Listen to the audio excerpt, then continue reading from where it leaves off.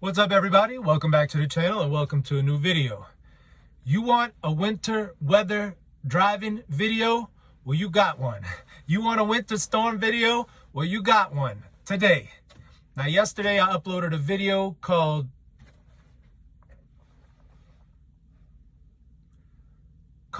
Truck Driver Gets Ready for Some Bad Weather on I-80 in Wyoming. And the bad weather never came. It got a little windy, but whatever. Well, today, the bad weather came, and it came with a vengeance, all right? I'm talking bad. So I'm not going to spend too long talking about it. You'll see. But the one thing I wanted to tell you is when you're videoing, there's certain things that these cameras and stuff don't. This weather, what you're going to be seeing might not look that bad, but what I was seeing with my eyeballs was twice as bad. The camera kind of filters out the light and focuses on certain things that our eyes can't do, I guess. And so it looks better on the video you're going to see, but in person to a human, it was twice as bad. Okay, so just keep that in mind. So this is me. I had to drive from Denver to, where am I now? West Windover, Nevada. And it's Christmas, by the way. Merry Christmas. So I'm not going to talk anymore. Let's just roll the footage. Let's get started. Well, ho, ho, ho, and Merry Christmas. That's right. It's Christmas Day in Wyoming, and it is messed up. This section, what you're seeing right now, is the good section. Let me repeat that. What you're seeing right now is the good section, and it ain't good. So right now we are at 23 degrees. Obviously it's snowing and kind of foggy, and I'm doing this barefoot, by the way. So far I haven't needed to put my snow socks on because we have these snow tires that work really good. Okay, we got some flashing lights. Oh, it's just telling us that the speed limit's 45. Hey, if you're doing 45 miles an hour in this, oh man, God bless you, because you're gonna need it. I'm doing 32 right now, and I feel like I'm pushing it to the max, you know? What are my tips?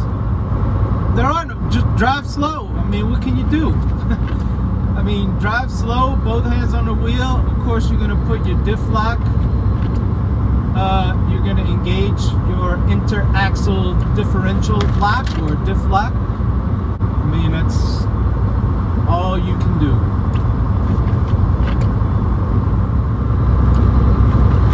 And what I'm doing now is I'm actually going up a pretty steep grade. So I try to gain, how do I say this, speed up a little. I'm doing 43 right now, miles per hour, because you might need momentum to get you through some slick spots. But if you wipe your feet, meaning if your tires start to spin, momentum is all you have to keep you going up that hill, right? So it's best to have some. Plus, veteran drivers are gonna wag their finger at me. I'm light. This load is only about 10,000 pounds. I'm more or less empty, which means anytime you're driving in this, you want to be heavy. You want to be, you know, at least 30,000 pounds, because that weight holds your, it pushes down more on the road, giving you better traction. Well, I'm damn near empty at 10,000 pounds. So, yeah, that's why I see we're getting ready to go uphill again. I'm going back 45 miles an hour. It's downhill, I slowed down to about 30. But now I'm speeding back up because, oh man, my visibility just got cut in half. So you can't tell on the video, I'm sure. It doesn't show, but yeah, visibility just went down.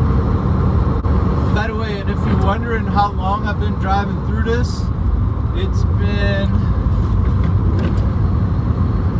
about 2 hours, and there's no end in sight. All right, my visibility now is down to about, oh, it just came back. It was at about 0, and now it just came back to, and when I say came back, it came back to about 300 feet, which is better than 0. Oh boy, and now it's,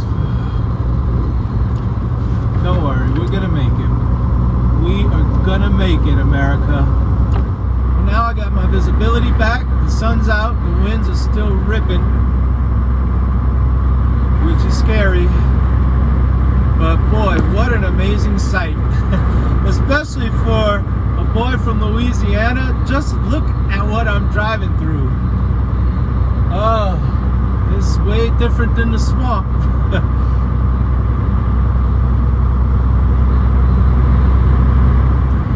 What a way to spend Christmas.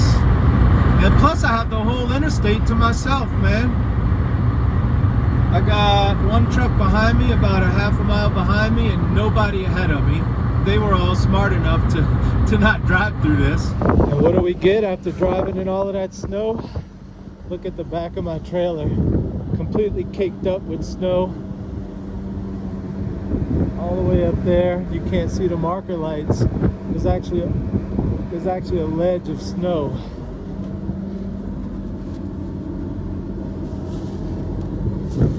But all I really need to clear are my lights.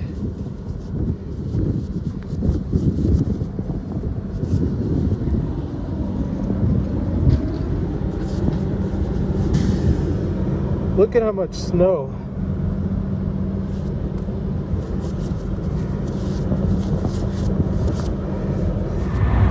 Well, that's it. The storm is over. The bad weather is over. It's nothing but bright, blue, sunny skies and dry to sometimes wet roads. It's all good. Which also was me on I-80. But before that, I was on 287 in Colorado. And it's just a 2-lane highway. And for about, a good 20 miles, it's up a mountain. I have this light load. It's only 10,000 pounds, approximately. There is no way I should have made it up that mountain barefoot. Barefoot means without chains or anything on my tires. Because there's nothing to hold me down to the road, especially on a 6% grade. But I guess it's because of them snow tires they put on our trucks. I don't know. But I made it. Then we got to 80 and things got worse. In some instances, significantly worse. You know, looking back, should I have been driving? Probably not, considering the wind gusts, the snow, the low visibility, and the very low, very light load. I probably shouldn't. I mean, the smart thing would have been not to drive, but I trusted my tires. I trusted that the winds weren't strong enough to blow me over or blow me sideways. And I made it. I mean, I lived to drive another day. But I've been through it before, so I can make sort of an educated decision, right? Like I said, I live to drive another day. I'll check back in with y'all when I get to Wendover. If the casino restaurants are open, I might be eating a Christmas night meal fit for a king. So I'll check back with y'all later. Y'all thought I was out of it, huh? Well, welcome to Evanston. Well, we're right outside of Evanston, and it's gotten bad. Look at the plow. Anyway, once I get through Evanston, it's supposed to be clear skies again. After that, I just got to make it through. So, wish me luck. Okay, here I am in West Wendover, Nevada. This was supposed to be a Christmas video. Remember, I did one on Thanksgiving. I'm not having food brought to the truck. There's a bunch of casinos. One of them has a trucker's lounge, so I might go check that out and get me a good Christmas meal. So that's my Christmas. That's how a truck driver spends Christmas, if you were wondering. Another thing I wanted to tell y'all about my last video, some people were kind of surprised about me cleaning sewers and stuff like that. So, little story. There was times when I would have to not just crawl in the manhole. I had to crawl through a pipe one time. It was about this big. So it was enough for my shoulders, and maybe I can open my elbows about that much. And I'm basically using my feet, pretend these are my feet, to like push me forward through the pipe. And there's a point, even if you're not claustrophobic, there's a point where you get so far into the pipe that your mind starts going, oh man, because you can't get out quickly, right? You know, you're 25 feet in the pipe and you're using your feet to, like a what do you call it? A worm or whatever. Especially if you're going into the pipe because the pipe is collapsed. I did it. And guess what? I hope OSHA's not listening. OSHA's the Occupational Safety and Health Administration or something. They're the people. It's just as some government bureaucracy designed to trample on the rights of the working man. I'm just kidding. No, they really are. But anyway, they set the standards for safety at the workplace. No rope. They didn't even tie a rope to my ankle to drag me out in case, it's just get in there and do it. I didn't even have anybody on my end of the line. The line goes, I'm on one end by myself and the people videoing it's on the other end.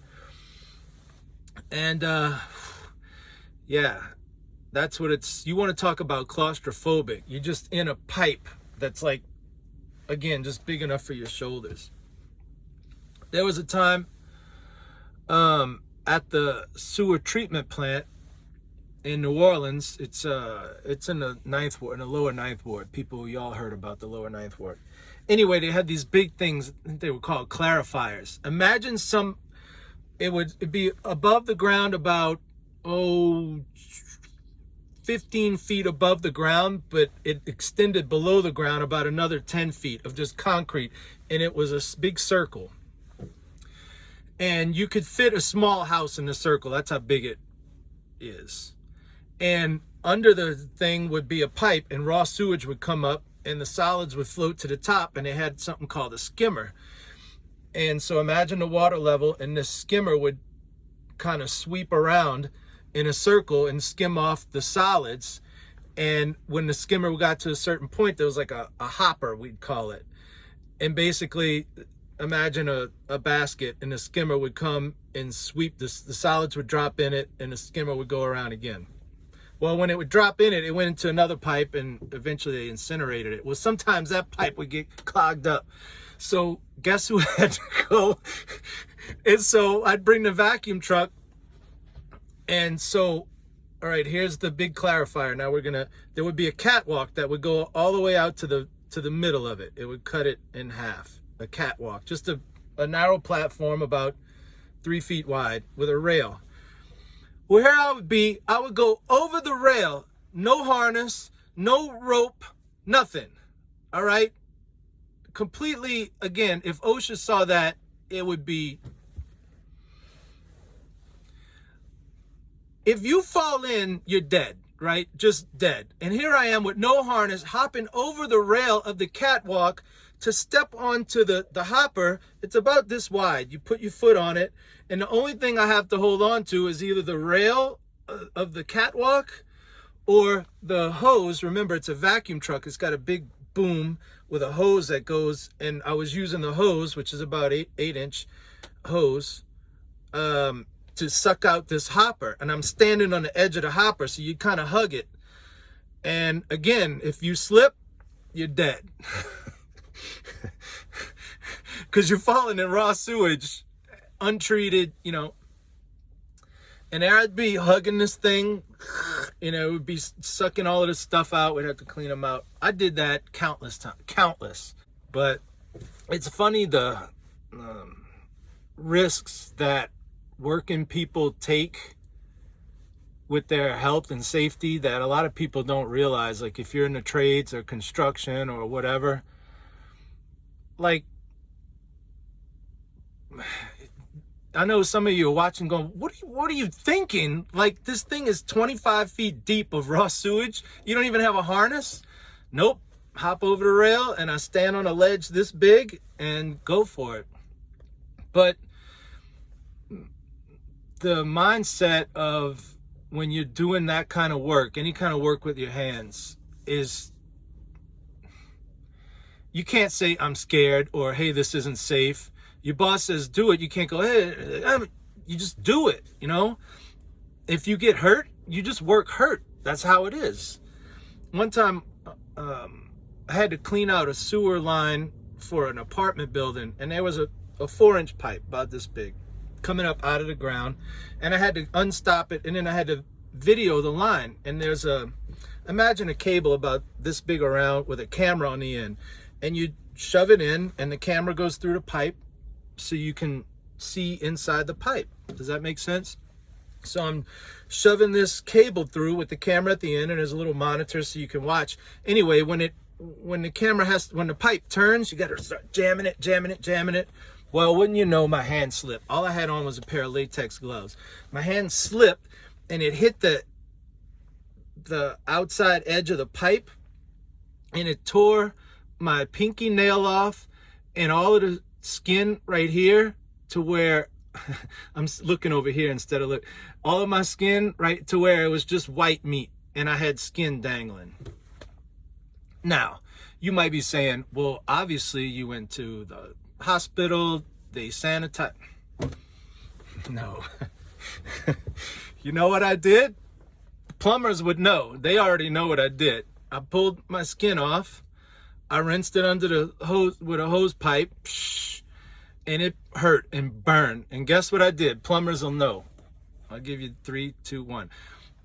We have glue called PVC glue, like PVC, you know, the white plastic pipe is called PVC pipe, and you glue it together. So I just sucked it up and I poured PVC, which you pour PVC glue on it. It's like, what do you call it? You ever go in the grocery store and go down the aisle where they have the ice cream cones and they have something called Magic Shell? It's like a chocolate sauce. If you make yourself an ice cream cone, you pour this chocolate sauce on and it gets hard on top of the ice cream, you know? Magic Shell. Well, that's the idea with the PVC glue, is that the glue would get hard and hold in all the blood and keep stuff from getting in. Now, I know that's stupid, right? Oh, it's keeping stuff from getting, but it's also putting toxins into your bloodstream because the glue has toxins in it. And you just finish the day. I never even went to the doctor. Oh, it hurt so bad. Oh, and pouring that glue on it. Woo! But you can't call your boss and say, hey man, I had an accident. I got to go to the ER. I've got skin hanging. He'd be like, well, you just wrap it up. So that's what I did. I poured the glue on it, and then I put a paper towel around it, and I put duct tape around the paper towel, and I just finished my day. Because if I said I'm taking the rest of the day off, Chris and Brian, I'm not going to say the company, but it's these two brothers. I was their only employee, and they never felt like working because they wanted to work on their four-wheelers and their barbecue pits and their campers and stuff. So if I would have said, hey, I'm taking the rest of the day off to go to the ER, one of y'all has to do my other 2 calls. I was a plumber. Oh man, I would have never heard the end of it. But anyway, I got more stories, and they get better, way better than that, where I almost died on multiple occasions. So we'll end it here, and I'll give you my plumbing stories, more plumbing stories on the next video, okay? So Merry Christmas. I'm going to go to the casino, or the casina, as they used to say back home. Going to the casina and get something to eat. Merry Christmas. We'll see you on the next one. This is Jason, signing out.